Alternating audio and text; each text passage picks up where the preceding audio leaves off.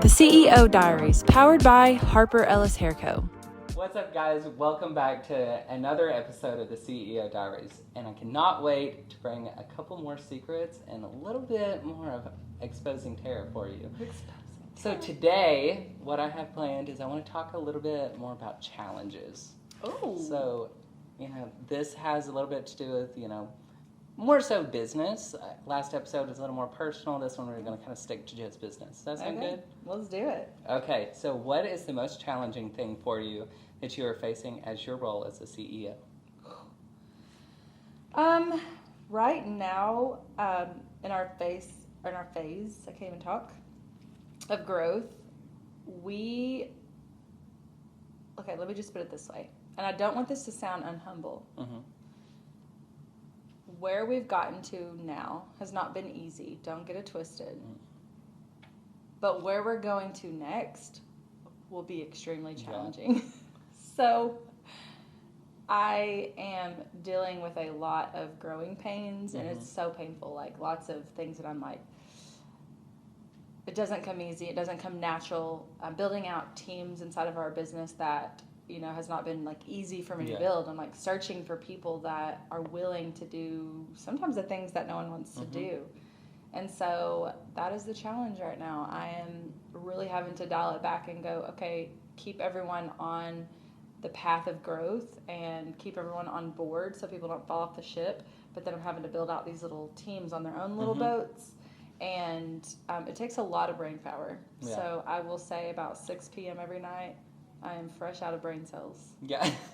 I understand that. I don't even have any left a lot of the days. So. Yeah. But, it's probably because you get up at 3 a.m. That is true. I get up at really early, but then I'm like, I get on Instagram and I'm like, wow, she posted 45 minutes ago. How is she awake already? I go to bed early. Yes. Like, I have rules at night. And that's what, you walked into my office this morning and Josh and I were arguing about him watering the grass last night. Yeah. And he started watering the grass and whatever else he waters. I don't even know what he does outside. But he just started it at 8 o'clock. Well, we go to bed at 9. It takes an hour and a half to water. So I'm like, your math ain't mathin', bro. We go to bed at 9, like strict in the bed by 9. Like lights out. Yeah, so bedtime has to start at 8. Yeah. And so, we have a strict schedule every single night. And so I put my phone down and I go to sleep. I don't scroll mindlessly on TikTok like I used to. And so I get up my alarm goes off at 4:05 every single morning. So what's with the 5 minutes? I just have to ask. It just seems better than 4. Yeah, I like it. Mentally, it just is, I don't know. That's a good question. I do 15-minute increments. Well, I get out of bed at 4:25. Yeah. And I turn on my grounding mat for 15 minutes. Oh, okay. So at 4:05, I roll over, I turn on my grounding mat, I lay on it for 15 minutes, and then I go to the treadmill and do my oxygen training while exercising. Yeah, I know. That's another story for another day. That's a whole ordeal. I don't even know what question you asked me, but yeah. Well, we were talking about the challenges of a CEO, but, I guess a challenge is waking up at 4 a.m. It would be for me anyway. But. Honestly, it's not anymore. I will say, you guys are totally off topic, but you guys that, I've been doing it now for a little while. I've been kind of always an early riser, but now it's even earlier at 4, and I know that's earlier than I've ever been, but now that I've done it, I've experienced, if you've experienced the morning peace, you're sold after that. Yeah. No one has to beg you. You don't have to have that internal talk in the morning with yourself of when your alarm goes off. Yeah. And you're like, oh, just kind of lay here for 5 more minutes, and then you start eliminating things like, I'm not washing my hair, I'm not putting my makeup on. Oh shit! Now I'm not even gonna shower. You guys know, you know, you've been there.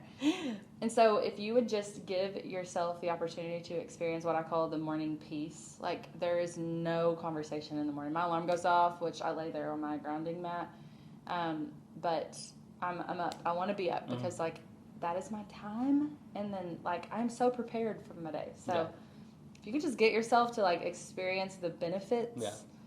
You'd get your ass out of bed too. Yeah, I'll say I've got to 5.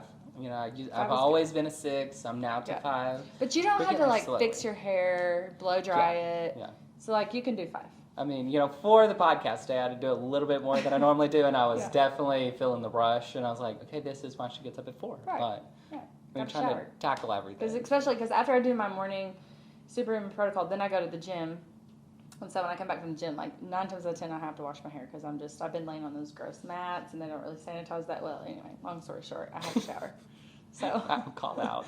Yeah. We hope they do. Well, Just can't people guarantee use it. gym equipment and they don't clean it after Yeah. they're done. Like, it's just gross. Yeah. But anyway, okay. Next question. Okay. So when it comes to employees or team members, as a boss, what is something you despise?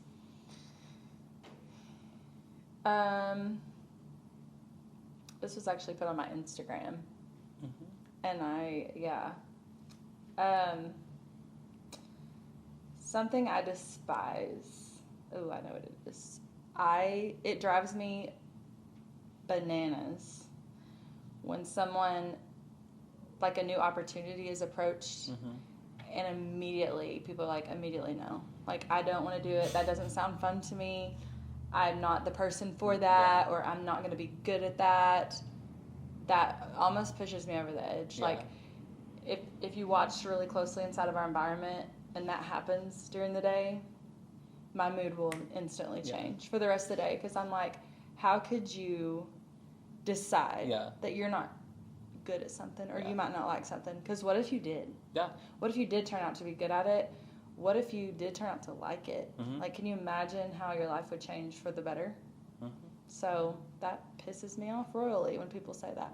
100%. So you guys that work for me, there you go. I will say, I not toot my own horn, but I've never been that type. No, and I honestly don't have a lot of those, and like, the intentions of when that happens is not ever bad. It's just like, usually things pop up and people are like, oh, I don't want any part of that. I don't feel like that's my expertise. But it's just like the immediately no is what gets me. Yeah. I'm like, oh. See, I'm more like a yes, and then what? Yeah. Can I do this? Because here's the thing. Here's the thing. If you think back, and this is why, let me explain myself and why I get so irritated. Because you guys, I'm a hairdresser. Mm-hmm. I do hair. I'm an artist. I want to work. I just want to stand behind the chair. That's truly what I love to do. But do I even do that now? No. So can you imagine if I wouldn't have explored some of the things that I do now and realized, actually, you are good at building a whole ass empire, if you want to be honest. Can you imagine if I was like, oh no, I'm not seeking out a CPA. I'm not doing QuickBooks. I'm not good at that. I'm not doing sales. There's so many things that I could have easily been like, that seems hard. I don't want to do it. Yeah. None of us would have jobs. Yeah. So that's why I get worked up. That's good. Because you may be like burying something that you're just really good at, and if you never expose it, then... Yeah, and I feel like we've talked about in previous episodes, is like, your worst killer is the word no. Mm-hmm. Like, always say yes to opportunity, always say yes to making more of yourself. Like, the truth is, most people are capable of just about anything, and if you say yes, then you start working at it. Yeah. It's like, you don't have to know 110% that everything's going to be perfectly posh whenever you agree to it. Like, just know that, greater days and a greater self is going to come out of it. Yeah. And there will be things that you don't love to do. Like, I can name several, but one thing, one kind of lesson is like, especially if you're a leader in the company, like, don't ever be the person to say, well, I don't like that, so I'm hiring someone to do that job. Mm-hmm. Like, there's not one job inside of my environment that I can't do myself. Yeah. Or I at least know that I can figure it out. Yeah. And, the thing about it is I know that the key to success is to hire people that are smarter than me and better than me at things. And so I've done that. Yeah. And that's why we've grown so fast and so well. But, like, there's not one thing I'm saying no to. Even, like, sweeping the floor or doing something crazy, like, I'll do it. And what if I'm really damn good at it? Mm-hmm. What if somebody's like, you're so good at sweeping the floor, I'm going to pay you $1 million a year to come sweep I'd go sweep anybody's floor. Yeah. For $1 million. Like, you never know. Like, you just never know. No, like, what if you were, like, so good at something, you got so good at something, and someone's like, I need you. Mm-hmm. And so people pay for things they need. I support that 110%. Mm-hmm. So this one, I feel like this is probably an Instagram question. But who is your worst enemy? You know, I have a lot of people that probably have some sort of narrative about me, but my worst enemy is myself. Because I don't really care what people's story in their head about me is. It's never affected me. It doesn't affect my future. It doesn't affect me when I go to buy the $10 million plane that I'm going to buy. By that time, it's probably going to be like, I don't even know, inflation will probably be like $15 or $20 million. But me, I'm my worst enemy sometimes, and I hate that because I'm like, you know, as much as I am this, I can do anything, and I'm so powerful mentally, I still have those moments, and I'm like, have I bit off a little more than I can chew? And so that is my enemy. I don't really give a damn about anyone else out there that because honestly, here's the behind the scenes on that. I never have time to hate someone.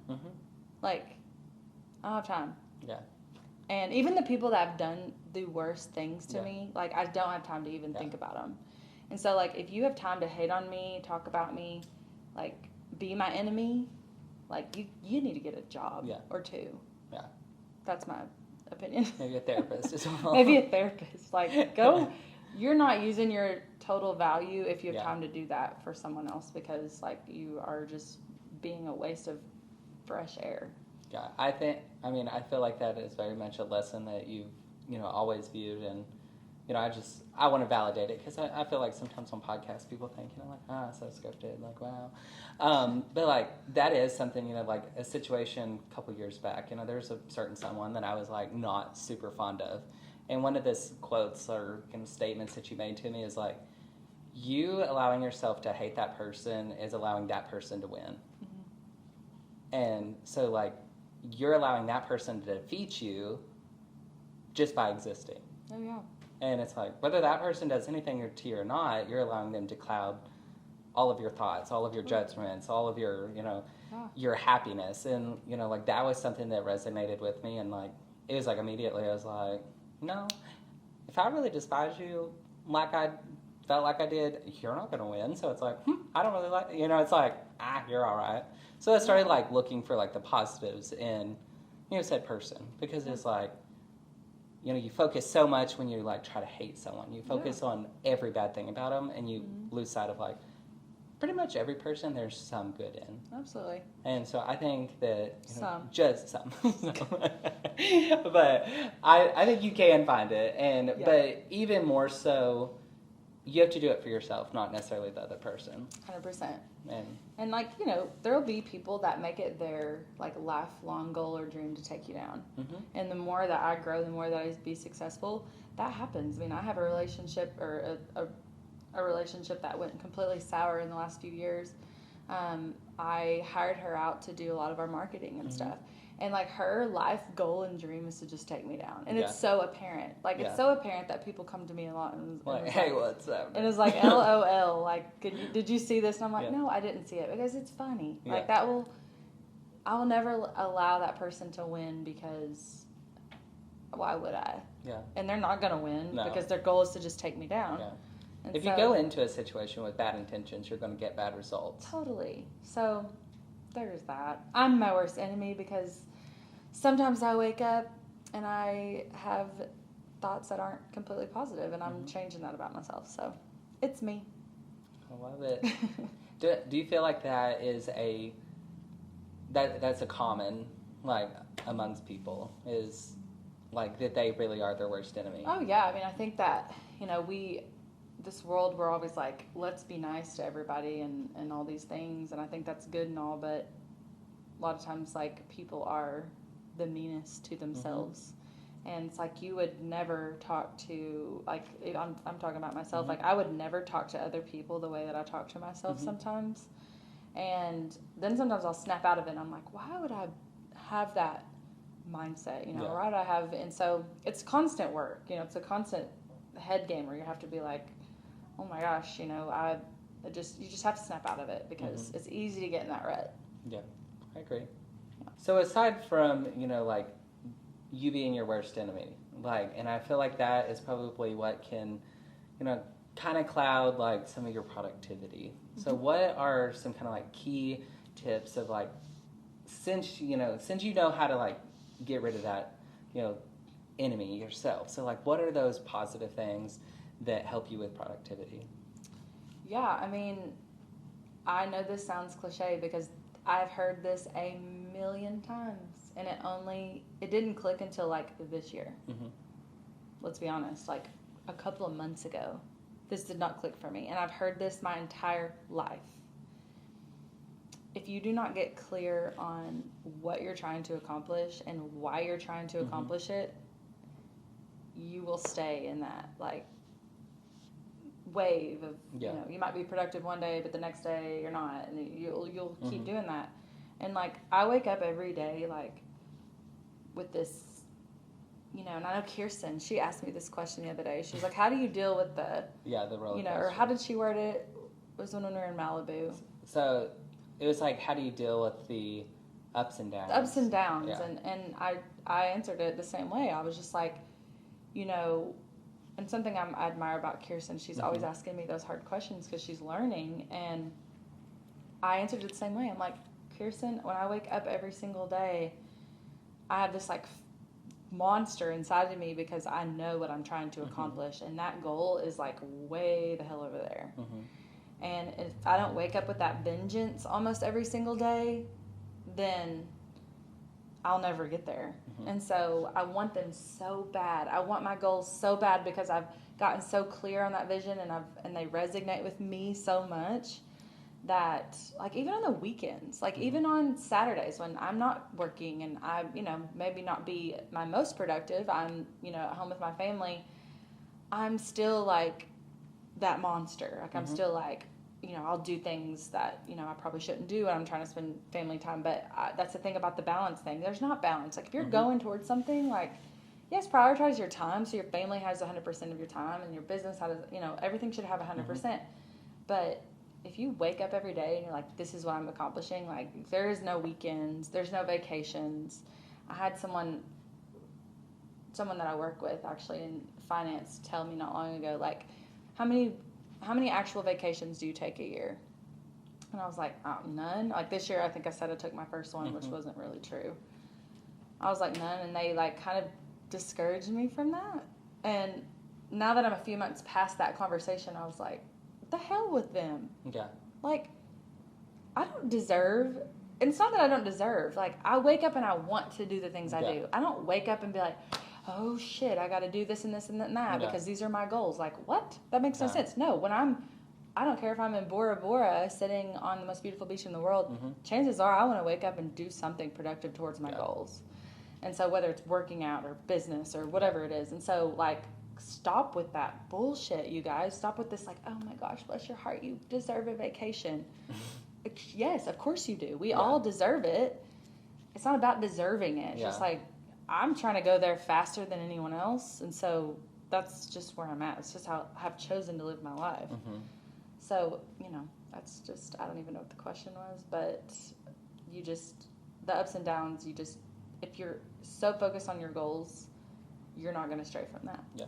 Even when things get hard. Yeah. So I fully agree. So along with like the ups and downs inside of business, one of the big things is the outside noise. So how do you quiet that outside noise? It's always so loud. Yeah.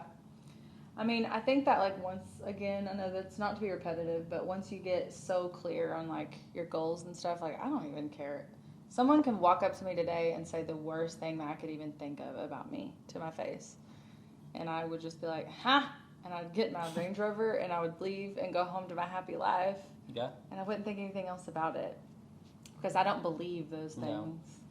There was a time in my life that I started to believe those things because I fell into that rut of like, oh my gosh, everyone's against me. What they're saying might be true, because of so many bad things that were happening. And it's easy to get into that. But, if you're like true to yourself and you realize this is where I'm going and I am a good person, I am doing X, Y, Z right, then like who gives a crap what anyone is saying about you? And, there's other outside noise that's not just, like, what people say about you, I have friends, and I have had, I don't have too many anymore that do this, but I've had friends in my life that are like, they want me to go do something with them that is not like aligned with my goals. Like maybe it's going to the bar and I've been that friend before. Yeah. I've been that friend for people. It's like, come on, let's go, and that's noise that you have to like get your boundaries so refined that you have to be like, no, I have no interest in doing that. Love you so much. But I used to fall into that like FOMO.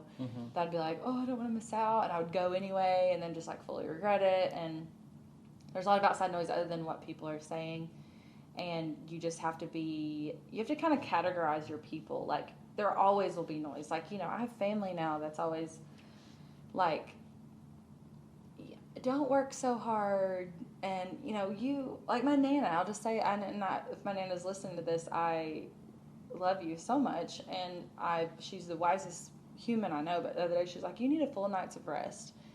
She didn't know that I go to bed so early, and I actually do get a full night's of rest. But what she sees is I'm working all the time, and that was her love for me. That was her way of showing me love.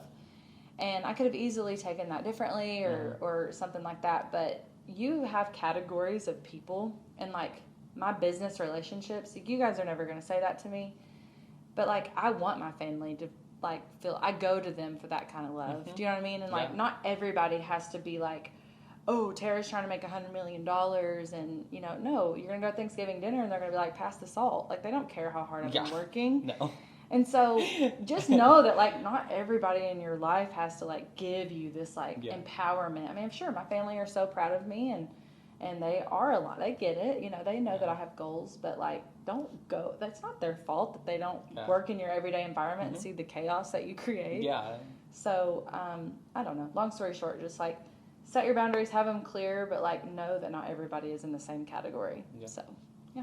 It's awesome. I've never, really thought about it as having to categorize it. And I think that's a really cool perspective. Well, like your family is not your business relationships. No. Like they don't need to get it. That what they need to do is when like you might fail or get knocked on your butt. Like I want to go to my mama's house and I want her to feel sorry for me. Yeah. And I want her to cry with me and let me do that. But like when I walk into here, I want you guys to be like, all right, big girl, let's go. Yeah. Like we got to roll. We got goals to make. And so there's just there's different love that you got to. Yeah, big dog. Big dog, we gotta go. We gotta go.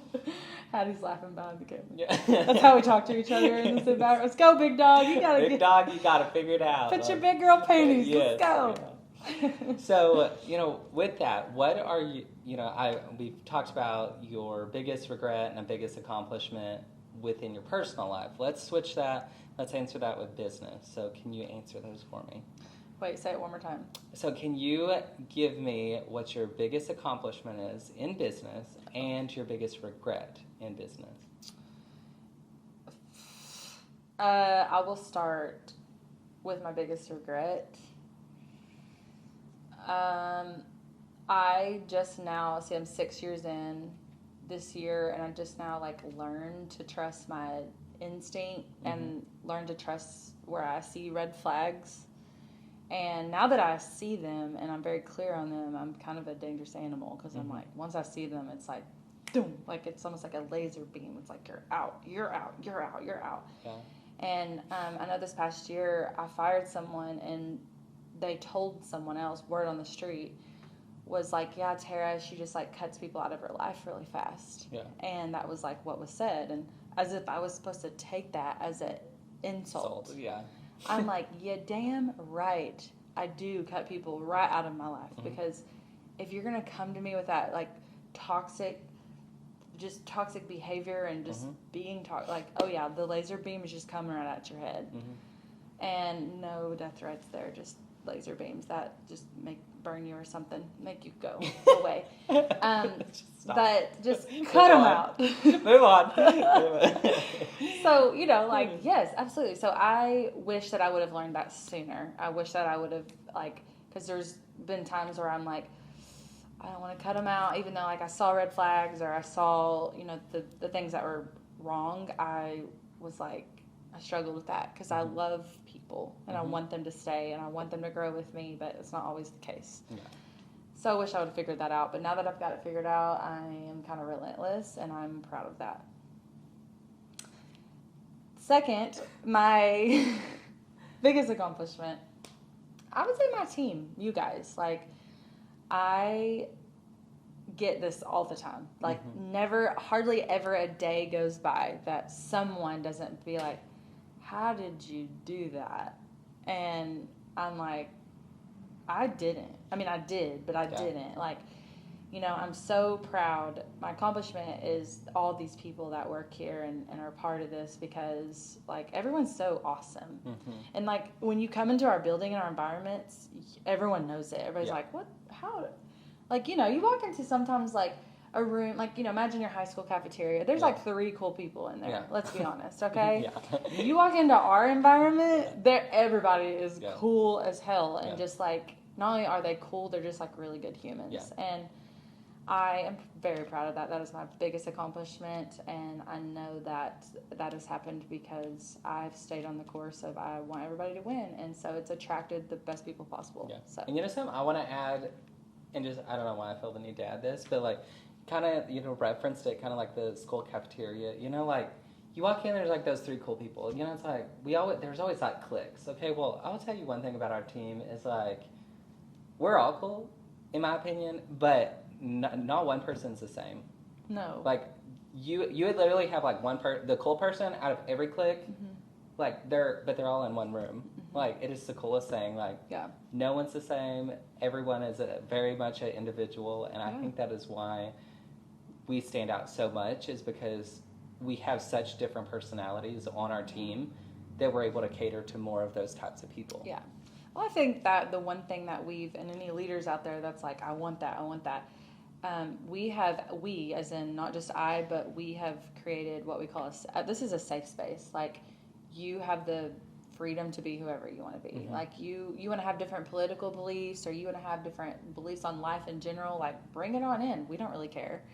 And so we do care, but we don't, like, it's not going to stop our love for each other. So. Okay, so can you give us that one key that you believe is your key to success? Ooh, action. Take action. Like, so many of us are so guilty of this, like, oh, I'm gonna think about it. And like, thinking about things have never gotten me anywhere. No. Like, and here's the trick on this. This is something that I've really discovered lately. You know whether it's the right decision or not. Because if it was the wrong decision, you wouldn't consider it. So, just make the decision and do it. And so, with moving the needle on businesses and just success in general, just do it and figure it out later. Like, sometimes the decisions are hard, and you know, maybe it's like you're going to buy something and you don't have you're like, oh, I don't really know how I'm going to pay for that. Just figure it out, because you will figure it out. So just like make the decision and take action. That is how you scale businesses and just personal success. I agree. So, Love that. Yeah. So that's a wrap on another episode of the CEO Diaries. See you guys next time. See ya.